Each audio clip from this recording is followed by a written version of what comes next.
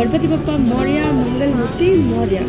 तो फाइनली वो दिन आ गया है जिसकी तैयारियां और इंतज़ार मैं काफ़ी दिन से कर रही थी। लाइक मेरे बच्चे का मुंडन, क्योंकि मैं ना उसके मुंडन के लिए बहुत टाइम से वेट कर रही थी।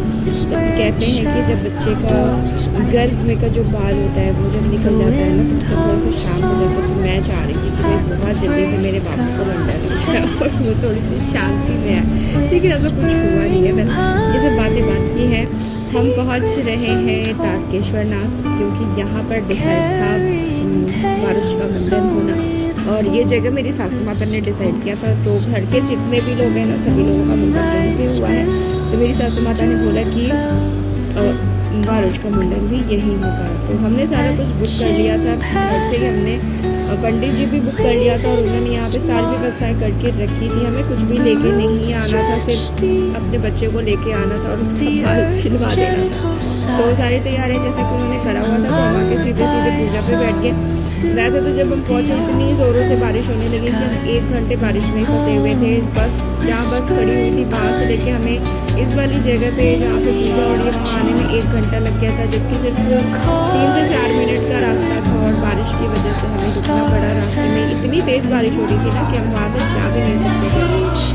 रुकने के बाद भी सभी लोग थोड़ा बहुत भीग गए थे। सावन का महीना था, इस वजह से यहाँ पे बहुत ज़्यादा भीड़ थी, क्योंकि ये भोलेनाथ का मंदिर है। तारकेश्वर नाथ ज्योतिर्लिंग में से एक है, तो जाहिर सी बात है यहाँ पे सावन के महीने में कांवड़ियाँ आएंगे ही आएंगे। इस वजह से भीड़ बहुत ज़्यादा थी, लेकिन फिर भी पंडित जी हमने पहले से ही बुक करके रखा था, तो हमें किसी चीज़ में कोई भी दिक्कत नहीं हुई।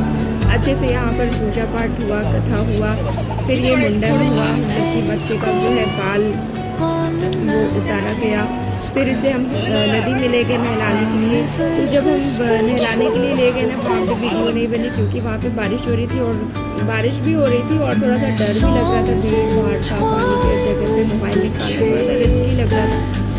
और मेरा जो बच्चा है इतना ज़्यादा रो रहा था, इतना ज़्यादा रो रहा था कि मैं क्या ही बताऊँ आपको। और बीच बीच में वो मुझे बोल रहा था, प्लीज़ मम्मा छोड़ दो, मम्मा छोड़ दो प्लीज़। तो ये सारी चीज़ें अभी तो हंसी आ रही है सोच कर, लेकिन उस टाइम बहुत दुख हो रहा था। लेकिन वही करना तो ज़रूरी है, ये सब संस्कार है तो इसे हमें निभाना ही है, अपने रिचुअल्स को आगे बढ़ाना ही है। तो जैसे तैसे मुंडन हो गया। इसके बाद मेरा जो बेटा है वो मस्त होकर खेल रहा था, और तब तक मेरे पतिदेव के दोस्त भी आ गए थे। तो इनका एक बेटा है जिसका ये छाता है, इसे लेके ये बहुत खुश था। और इस छाते को लेकर इतना खुश था कि उसे भूल गया कि इसके बाल नहीं है, क्योंकि अपने बालों को इसको छूने नहीं देता था। इस वजह से सभी डरे हुए थे कि ये बाल कैसे छूए। कल जो होना था वो हो गया। और यहाँ पर अभी लंच का टाइम था, जिसको जो इच्छा है यहाँ पर जैसे जैसे हो गया। हमारे सासू माता का कहना है कि हमारे यहाँ मुंडन ऐसे ही होता है, तो डन जैसे होता है वैसे हो गया। और अब मिलेंगे नेक्स्ट ब्लॉग में। ये वीडियो अच्छी लगी होगी तो लाइक करिएगा, शेयर करिएगा। फैमिली ब्लॉग है तो क्या ही ज़रूरत है, कोई क्यों ही शेयर करेगा, राइट। तो अच्छी लगेगी तो लाइक करिएगा। चैनल पे फर्स्ट टाइम है तो चैनल को प्लीज़ सब्सक्राइब करिएगा। Bye bye, see you for next video.